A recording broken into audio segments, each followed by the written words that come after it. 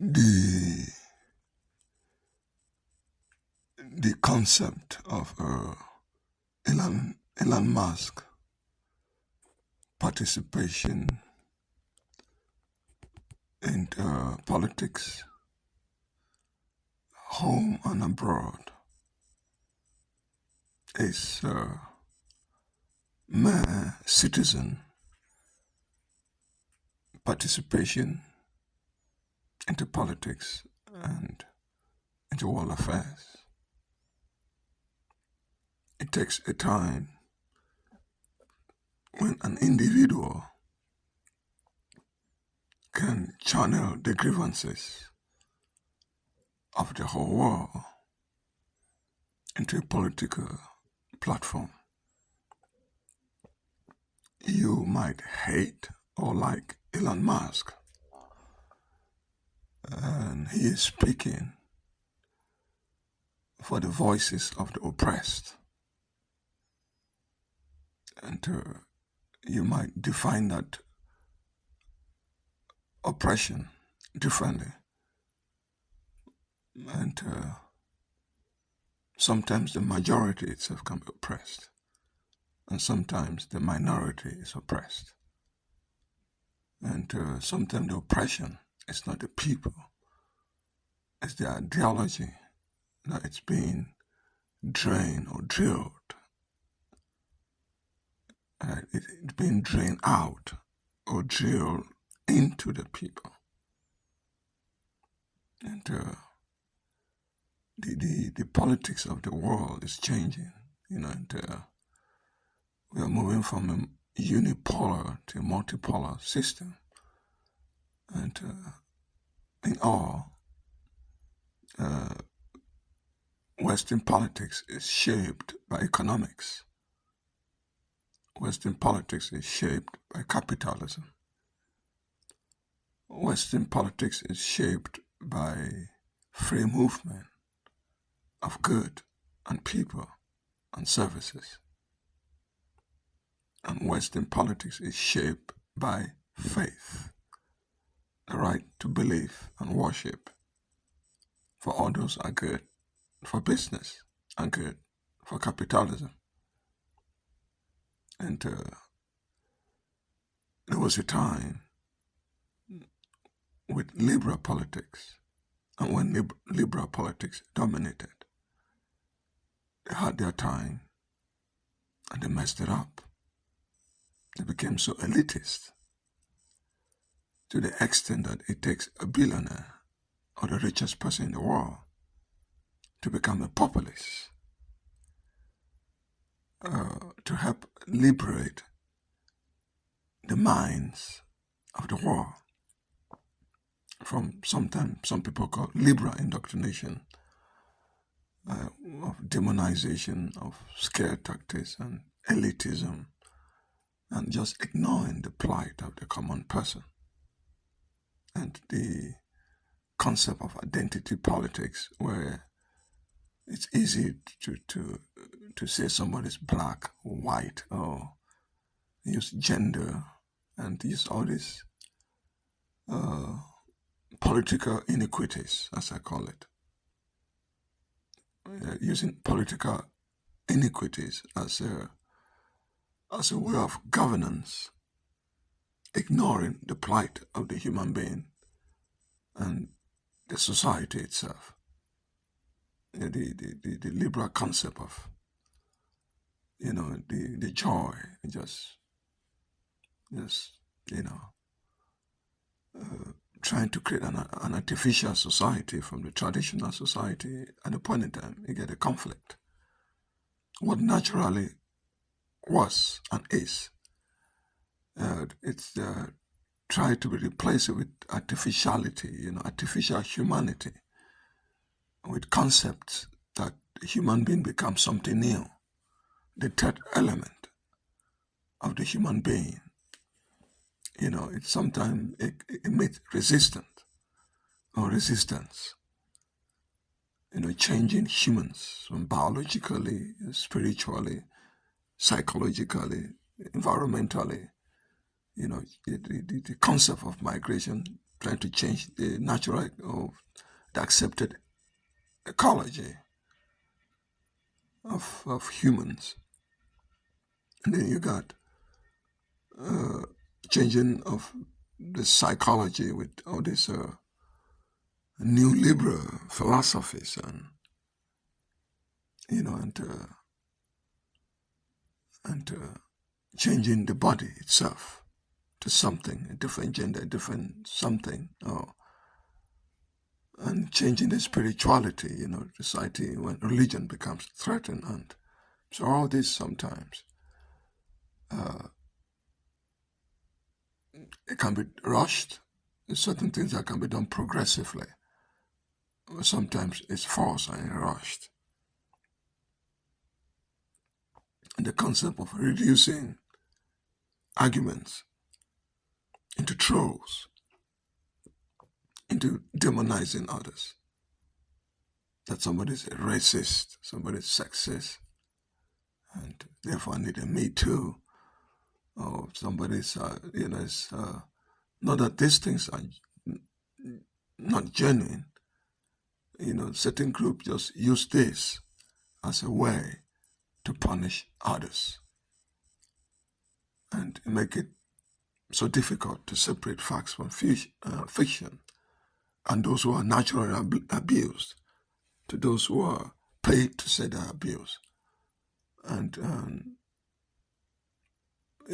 from natural victims or real victims to placated or indoctrinated or, some sort of orchestrated victims. Develop this victimhood society in which the real victims need to be liberated by somebody. Elon Musk becomes that person. That the traditionality, if I call it, of society is being lost. I said the human being or society is three things. A real society must be original, authentic, and organic. A real person must be original, authentic, and organic. But where society is going today, and where the politics is going, politics is becoming not unipolar, but multipolar. So you got international citizens like Elon Musk. And I write in my work that the human being should see itself that way. You have interest in every country, every state, because it affects you, your travel, your business, your friends, your family, your roots, or something. There's something in you that is seen in the other person somewhere else in the world. So the world is moving from unipolar dimension of national politics into multipolar dimension of international politics. It used to be that politics is local, but in the multipolar world, politics is not just national, not local. Politics is international. A politician somewhere, forcing a policy in a local area might affect international corporations, might affect the stock market, might affect the new world. And the new world that I write about, the greater new world, it's a world that's going to be dominated by quantum computing, fusion technology, artificial intelligences, semiconductorization, space intelligences, and humanoids intelligences, what I call the AI intelligences. And the finances of the world will gradually move away from traditional banks, right, into digital currency, into Bitcoin, into NFTs, into art, investment. And so the currencies of the world itself gonna move away from the Bretton Woods institutions. You got the BRICS. You got many other dimensions of internationalization and monetization and technology and investment, that the world is moving in a dimension that it takes multifaceted and multidimensional humans to see the trajectory of where the world is moving. Elon Musk happened to be that person. He got some talking heads that will come on to him and say, oh, he's so close to the Chinese. Oh, he got Elon from the Chinese. He's close to every business interest in the world. It's not close to the Chinese government. It's close to the Chinese market. It's close to the Middle Eastern market. It's close to the European market. It's close to the African market in the Congos or everywhere you can name it. Because that's where the world is moving. The world is moving towards physical identity of race, of color, and gender.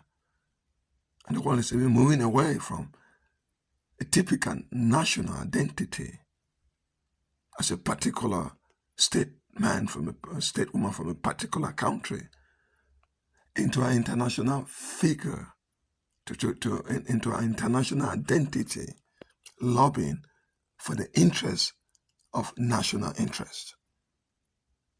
So the world is moving the other way around. It's not a nationalist fighting for the international politics, but it's an internationalist fighting to preserve national and local systems and politics of governance and of business and commerce and of tradition and religion and culture. So the dynamics of world politics is changing. What happens in Germany affects everybody in the world. What happens in Ukraine affects everybody in the world. What happens in Russia affects everybody in the world. What happens in China affects everybody in the world. What happens in America affects everybody in the world. What happens in Egypt, and somewhere in Africa, or somewhere in the Americas, in Brazil, or anywhere else, affects everybody else. A migrant from another country into a different country might end up being a terrorist or might end up being an inventor. So the dynamics of world politics and the boundaries of world politics is shifted. You see, even a country like China is relaxing its visa policies. And you see a country like EU and Europe, they're worried about even people from traditional countries like America or like other countries like Canada, that you need to register in the system, at least to have a digital footprint of your facial recognition of who you are, not to come and be a nuisance or blow up something. So the world is changing. And all right, that in that world, America should lead. A new dimensional world that I write about, the greater new world. That greater new world, you cannot stop it. It's a world that traditional politics need to adjust to.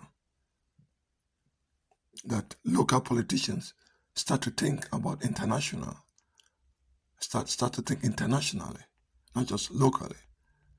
How electing a mayor in a particular rural area affects the Fortune 500 companies, for example, in that particular county or Preston or locality. Because the business of the world, the capitalism, has moved into something digitized, something digital, something virtual. And the virtuality and the medialization, as I call it, of politics, of commerce, of culture, of tradition and religion, is in a way that what happens in a particular country today, by a second, is seen everywhere. And world politics is dominated by the new media and the gurus of those new medias, or the barons of those new media. And they have a say because they have followers and they have followings. And they have interests in international commerce. The politics of the future are going to be determined by international commerce. Who controls or who leads in science and technology leads the world. Who leads in creating new capital and creating new businesses leads the world. Who leads in IPs, intellectual property rights, leads the world. Whose media or medium is viewed the most and loved the most has a say in world politics. We pretend as if the media or the media barons did not dominate local, national, and world politics. Are you kidding me? It's just that the dynamics have changed. The traditional media, it's dwindling. They refuse to adapt to the new. Right? That's some of the things that affected Kamala Harris's run for presidency.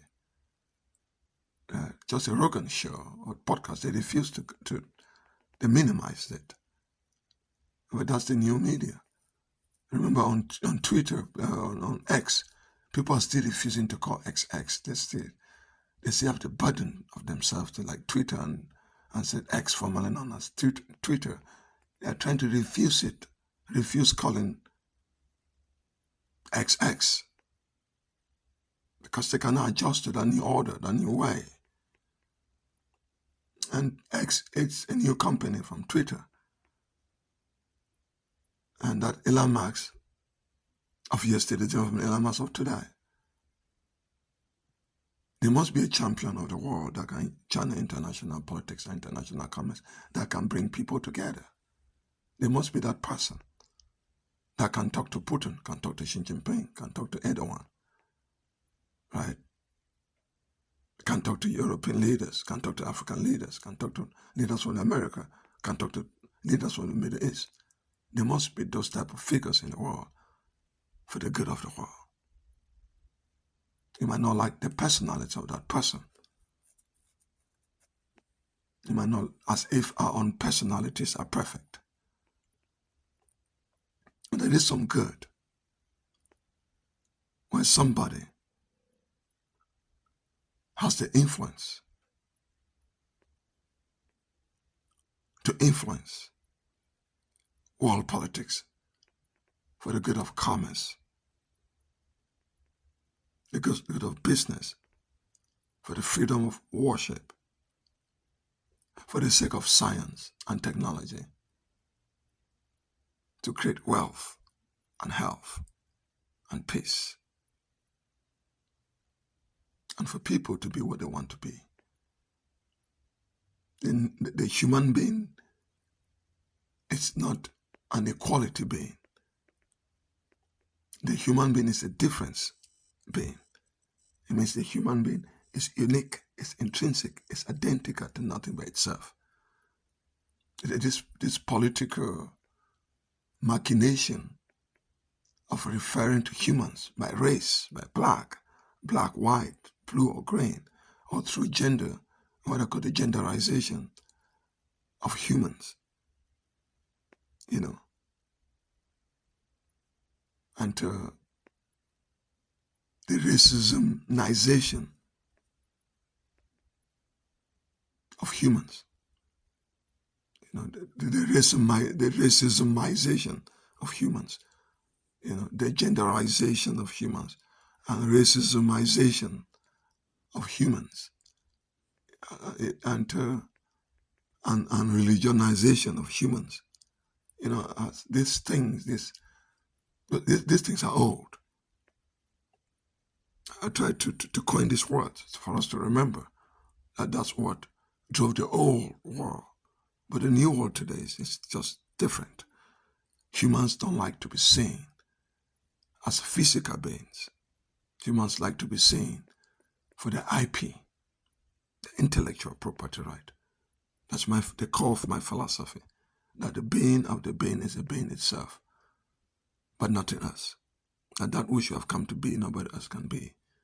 Once you start to try to become something, to copy somebody, it deletes your own self. You forfeit your own being by trying to be something else other than what you are. So therefore, there are countries that just admire their olden days. There are countries that just love their tradition, want to go back to the way they used to be. That must not mean that they're racist or sexist or bigot. They can still like the old ways without being racist, sexist, or bigot. There are those who call Elon Musk racist. That's just the dumbest thing to think of. It's the dumbest idea. It's always trying to diminish the personage and the contribution of somebody by using those old tropes of racism, sexism, abuses of stuff.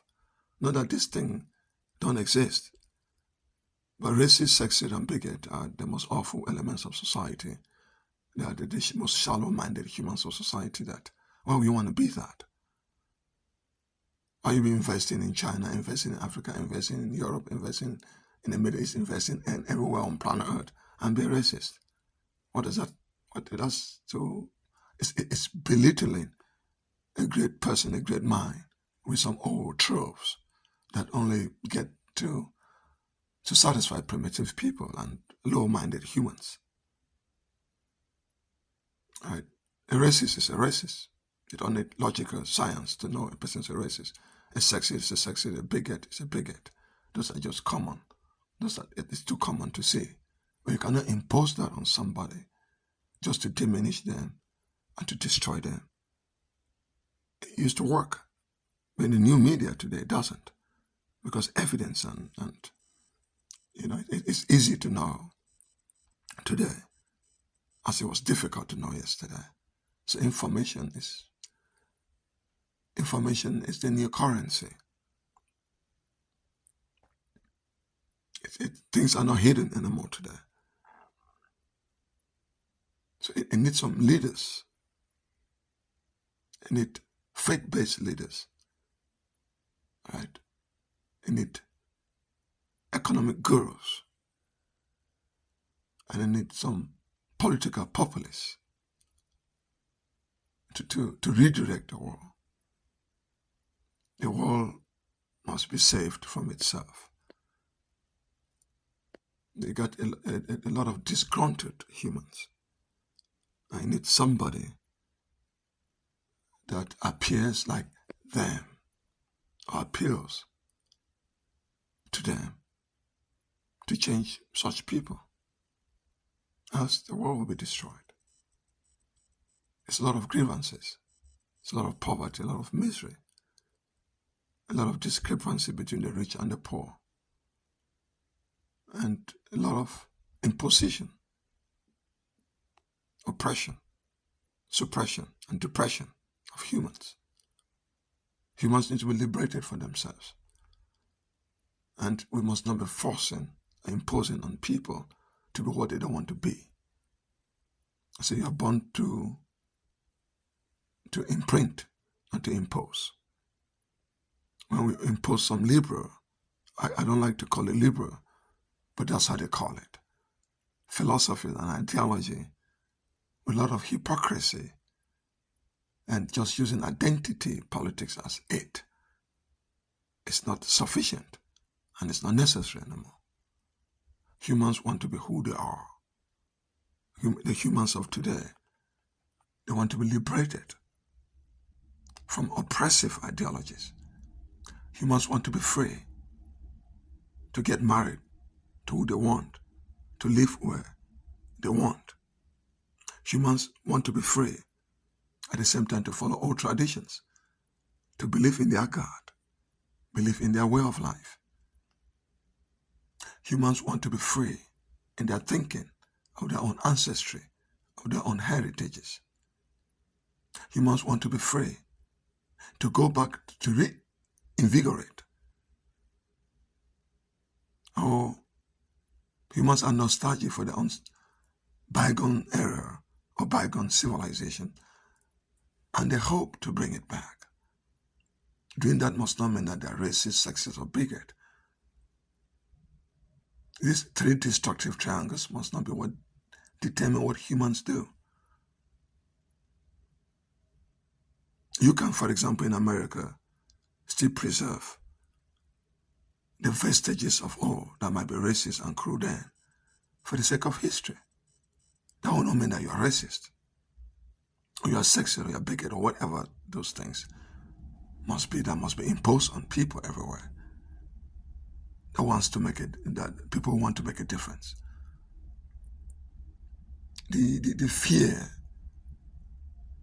of Elon Musk is overblown. It started since with Twitter. It's the same like Donald Trump, right? That fear is not all this name calling and trying to destroy what humans, the goodwill of humans, does not better humanity. You don't demonize a good person so much, to make a point. Because it might stick sometime, and the good person try to be your worst nightmare. They might sometimes just not ignore it. But the world politics must be shaped.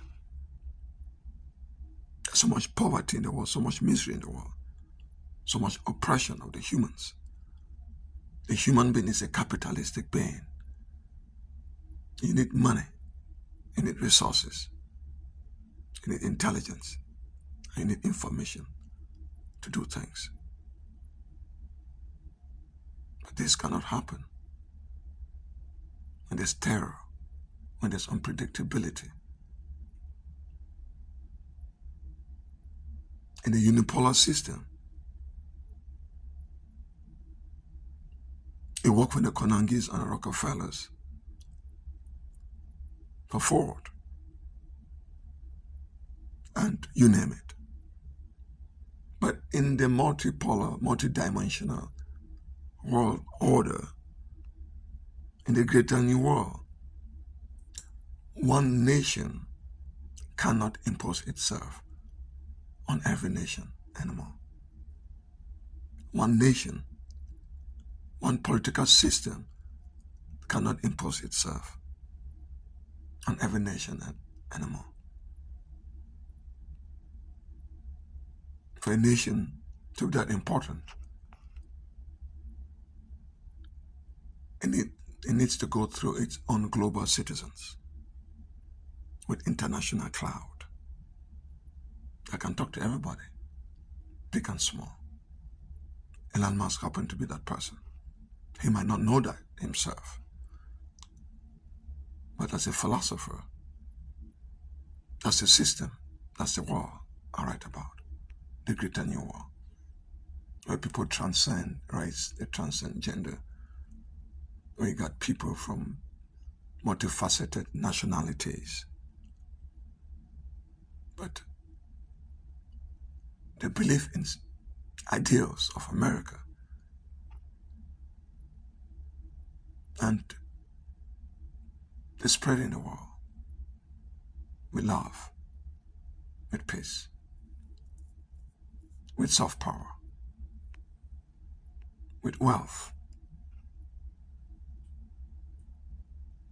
Today, wealth matters. Life is very expensive. Because some liberal politics create all this inflation and they fight all these wars. They just ignore domestic pain, domestic hurt. They ignore domestic poverty.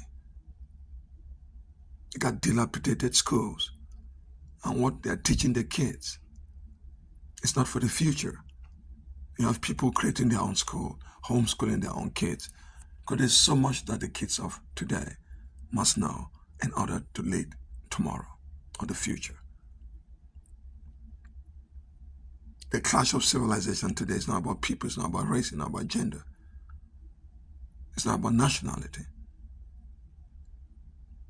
It's about the new money, the new wealth. It's about science and technology and well-being and better lives. It's about investment. It's about capital.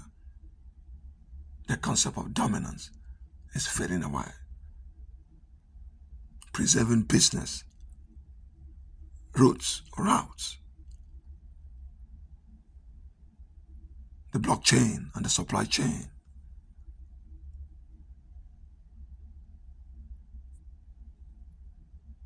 That's the new currency.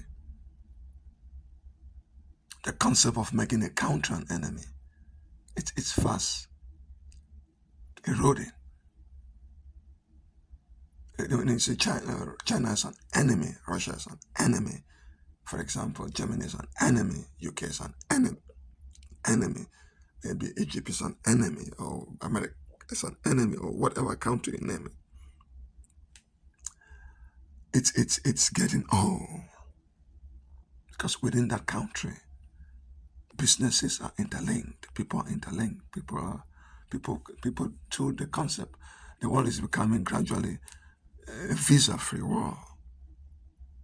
Because the dynamics of internationalization and monetization and liberalization and civilization is changing. Just read the AI philosophy. Read the AI philosophy for the greater new world.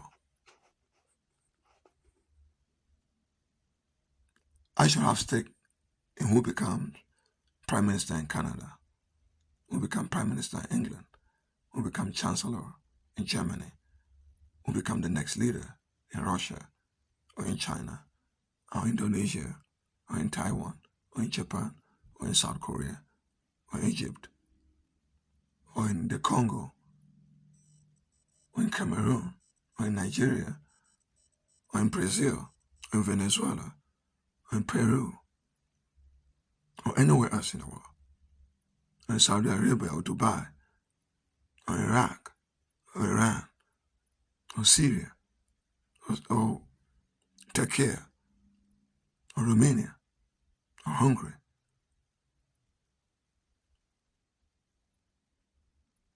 I should have interest, because today people intermarry, people go countries to do businesses. So life is different today as it was 100 years ago. So should be politics. The concept of far right, demonization, it's just people wanting to be themselves. Being yourself doesn't mean you're racist or sexist or bigot. People just want to go back to be themselves, to be what they were. Before these liberal concepts of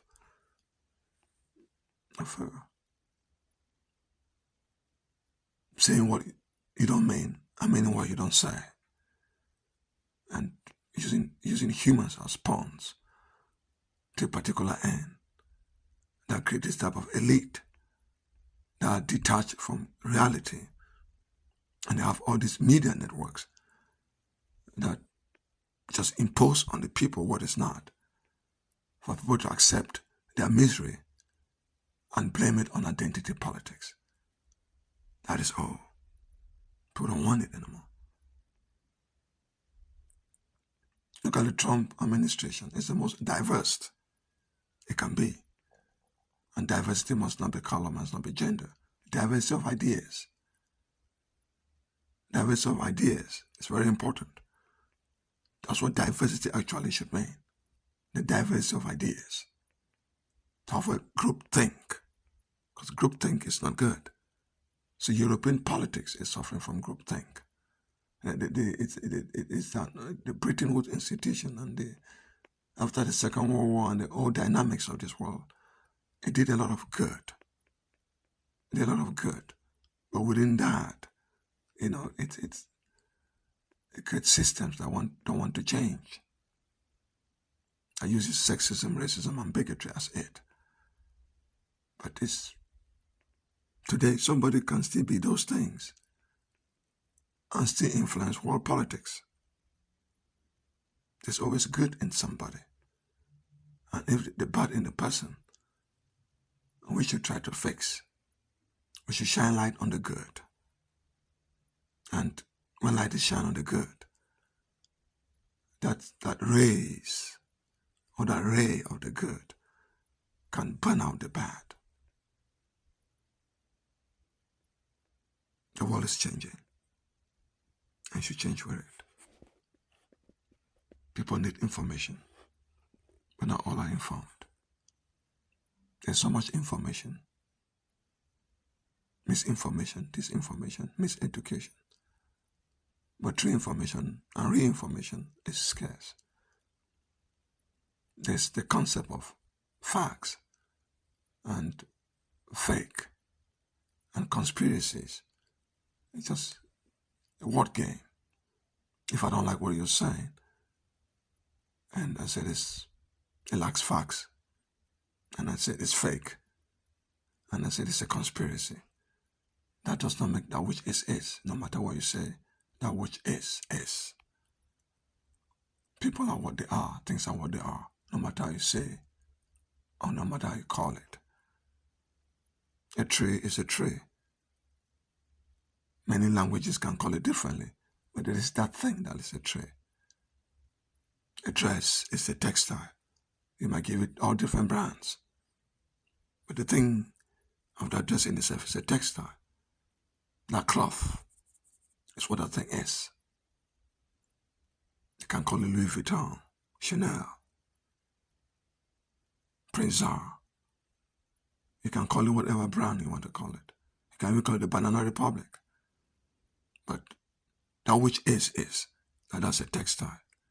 The branding might be different, but you cannot take away the thing from itself.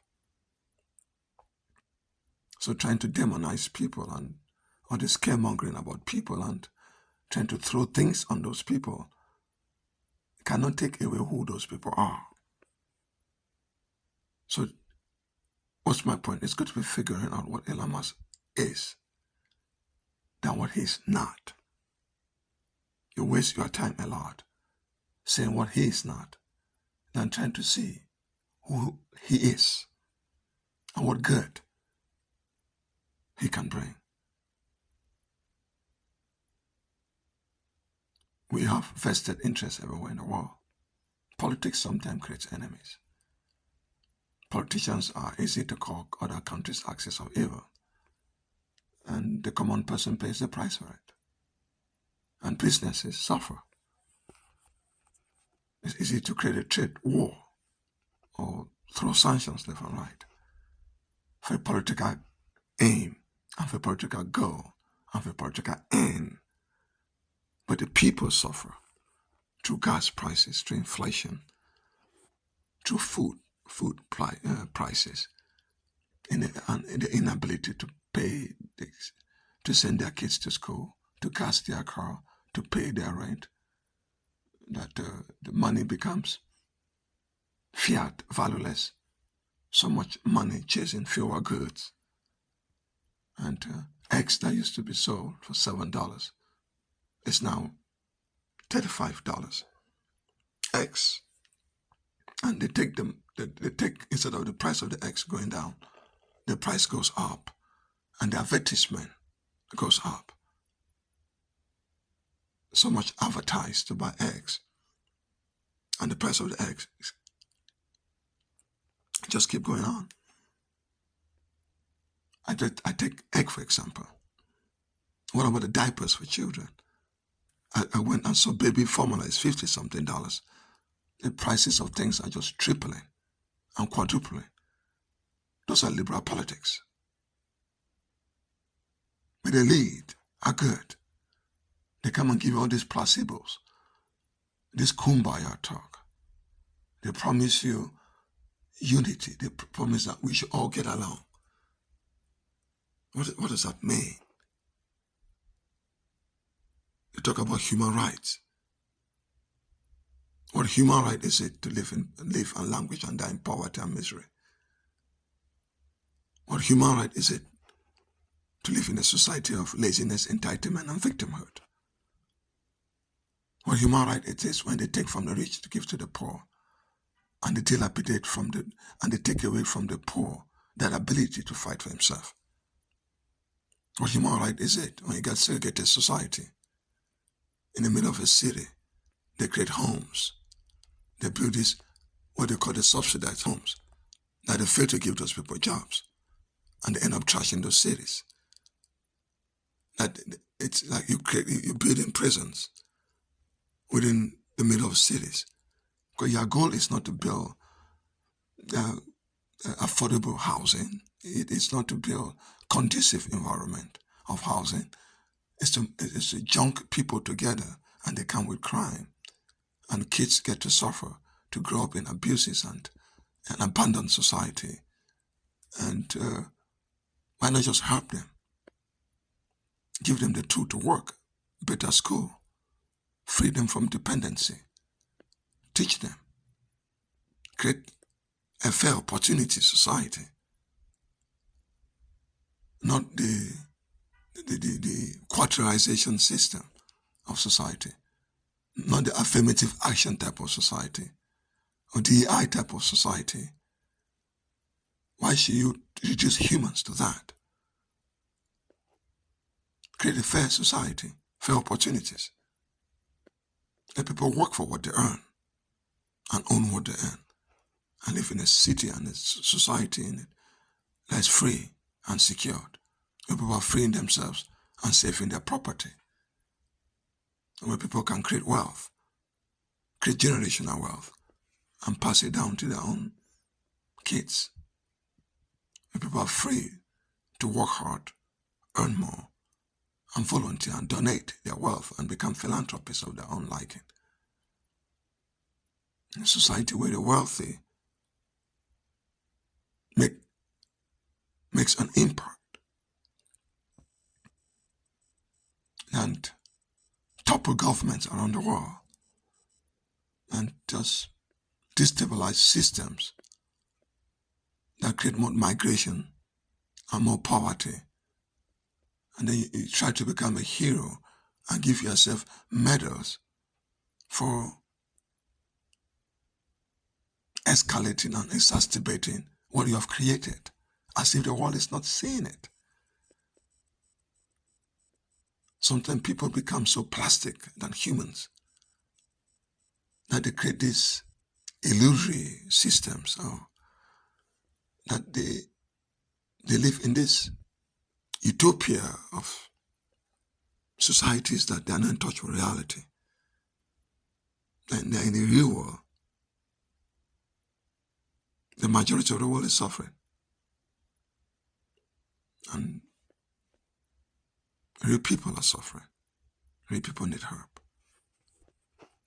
Some companies are going under. People have been laid off and fired. People don't have the ability to retool, to update themselves, to upgrade themselves.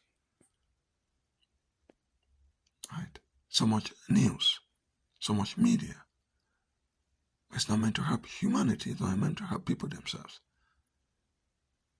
And those who have come to the world with an impact, how they can generate wealth and change societies and create jobs, build new factories, and make people to be free in their expression. For people to be themselves again and let the good in them reign. You cannot stop that. I see that in Elon Musk. One day we come, we live, we create an impact, and we go. Ask the question, are you born to be remembered or forgotten? Are you born to be immortal? Are you born to be infinity? Are you born to be indelible? That's my philosophy. Because you must be remembered for something you did. The impactfulness of life is worth the living. That's why certain people do what they do and act the way they act. They call it interfering in other countries' politics. You can choose to call it that way. Or supporting somebody you like. Why should politics be local when it affects people overseas? Right? Why do you elect a leader locally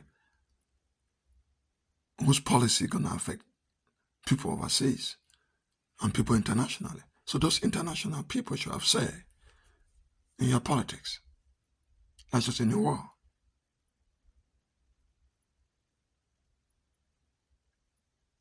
And those people are businesses. Don't get me wrong. Because businesses have no boundary. Politics have boundary. But business don't. You might not like China, but the spoon you are eating with, or the bed you're sleeping on, or the shirt you're wearing, or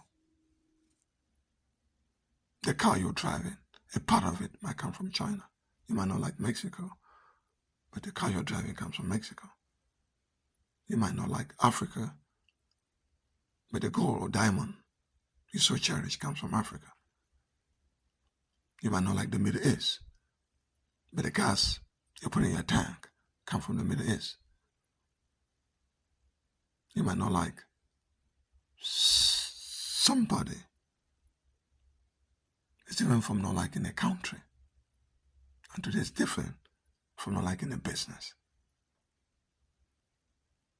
Think about those who did not like X, but their own X. It's not a choice. That's just the way the new world is. We should learn to internationalize ourselves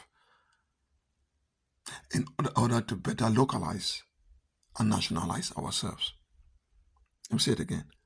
We should learn to better internationalize ourselves in order to better to better nationalize and localize ourselves. In today's world, you need to internationalize in order to nationalize and localize. In the old world was the flip, it was the opposite. So the human being of today, to survive in the greater new world, must be an international being. And when you become an international being, you can therefore protect your national interest. And when you can protect your national interest, you can therefore protect your local interest. That's the new world. Remember this formula. You need to know the world today. Those misconceptions about the world is over. You need to really know the world. Politically, economically, culturally, traditionally. You need to know the civilizations of others. You need to know how to transcend geography and gender and race in order to be an international citizen. An international citizen is different from global citizen. I know what a global word means. International citizen is just a citizen that is vested in the intelligences of the world. Get to know what is happening everywhere else in the world. Because the information today is out there. And you participate positively. You should not say or misdirect or misquote what I say or my philosophy. My philosophy believes in the good within the human being. That what Elon Musk is doing, he's doing for good. Diabolicness and does not help you in the long run. You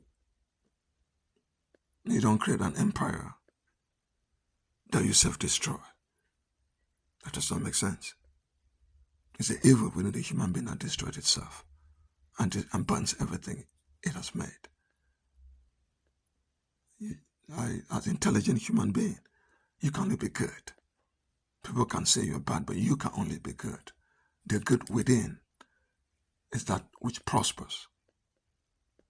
Because the human being is an infinity, immortal, and indelible being. That's my philosophy. The human being has infinity mind. immortal soul, and indelible dates. That's what makes you to be remembered. So I think Elon Musk is trying to be, or is trying to have an infinity mind, an immortal soul, with indelible dates. Are you born to be remembered or forgotten? That's my philosophy. Do the things that make you to be remembered. The people of the time will talk about you, but it will soon come and go.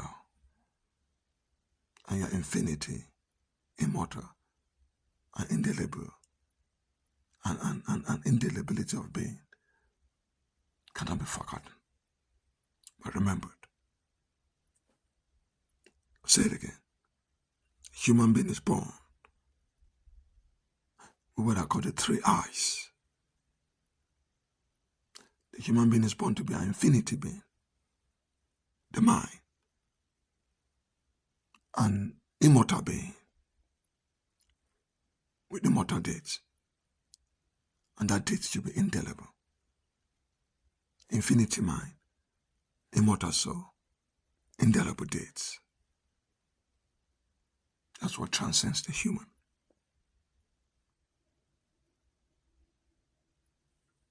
Philosopher Prince, AI intelligences, philosopher Prince Israel ZAAR. Las Vegas, January 7th, 2025.